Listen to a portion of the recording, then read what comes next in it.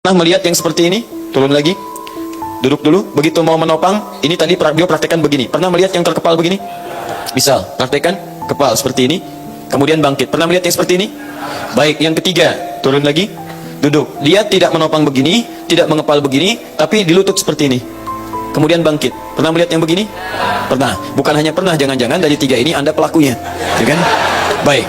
Dan ada yang keempat, bangkit, sujud, bangun, tidak duduk, langsung berdiri. Tidak duduk dulu, langsung berdiri. Pernah ada yang begini? Baik ya. Di antara yang keempat ini, mana yang kemudian sesuai dengan petunjuk Nabi, seperti apa dibahas oleh para ulama, dan bagaimana kita menyesuaikan praktek sholat kita. Itulah pembahasan kita pada hari ini insyaallah. Jelas? Di awal-awal masa-masa kenabian sallallahu alaihi wasallam diperintahkan untuk sholat, terdapat riwayat-riwayat bahwa Nabi sallallahu alaihi wasallam itu jarang ditemukan beliau duduk. Jadi begitu bangkit, silakan, tidak duduk tapi langsung naik. Paham? Seperti ini. Jelas? Sesekali, ingat, sesekali ditemukan Nabi SAW, khususnya seringkali terlihat pada tahun ke-9 Hijrah. Duduk yang dimaksudkan, silakan sujud, kemudian bangkit, duduk dulu, duduk semacam ini, untuk kemudian bangkit lagi. Dilihat oleh para ulama hadis, posisi Nabi SAW saat duduk ini terlihat tidak sepenuhnya rutin dalam setiap sholat. Sesekali beliau kemudian duduk.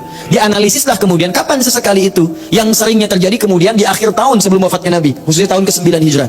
Diamati, ternyata Nabi bangkit itu dalam kondisi-kondisi ingin mengambil tenaga kembali, rehat sejenak dalam artian mengumpulkan tenaga supaya bisa bangkit kembali. Duduk semacam ini diperkenalkan oleh para ulama dengan bahasa jilsatur raha atau jilsa istirahat, duduk istirahat. Kalimat istirahat inilah kemudian yang dipahami oleh para ulama, baik ahli hadis dengan ahli fiqih, dengan dua pendapat utama. Satu, ada yang berpendapat bahwa kesunahan ini berlaku sesuai dengan kondisi. Artinya kalau kondisi Anda memang menuntut untuk bisa rehat sejenak pada saat itu, tidak langsung bangkit, bisa.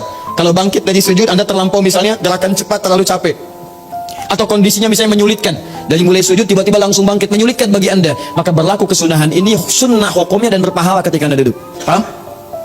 Tapi kondisi sebaliknya, jika memang memungkinkan Anda dari sujud langsung bangkit, tidak harus duduk, maka yang dimaksud sunnahnya adalah bangkit, tidak harus duduk di sini. Ini kata pendapat yang pertama. Paham? Dua, ada pendapat kedua mengatakan, sepanjang Nabi mempraktekkan untuk duduk itu, jangan dilihat antara butuh tidaknya, yang penting duduk itu dikerjakan oleh Nabi. Artinya posisi duduk itu, mau dalam keadaan kita perlu untuk duduk dulu, atau kita merasa kuat dalam bersemangat, tidak ada masalah, karena Nabi pernah praktekkan keadaan duduk itu.